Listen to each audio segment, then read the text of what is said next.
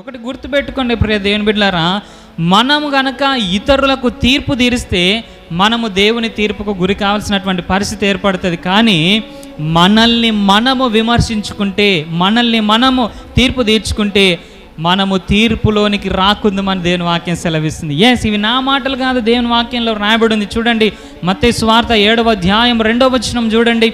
మీరు తీర్చు తీర్పు చొప్పుననే మిమ్మును గూర్చియు తీర్పు తీర్చబడును అని వ్రాయబడింది. మీరు కొలుచు కొలత చొప్పుననే మీకును కొలవబడునని. అదేవిధంగా కొరింథీయులకు రాసిన మొదటి పత్రిక 11వ అధ్యాయం 31వ వచనాన్ని మనం చూసినట్లయితే, అయితే మనలను మనమే విమర్శించుకొనిన ఎడల తీర్పు పొందకపోదుమని వ్రాయబడింది. ఈ లోకంలో ఉన్నప్పుడు తీర్పు తీరిస్తే నీకు కూడా తీర్పు తీర్చబడుతుంది. కానీ నిన్ను నీవు విమర్శ చేసుకుంటే నీవు తీర్పులోనికి రాకుందు అని దేవుని వాక్యం సెలవిస్తుంది.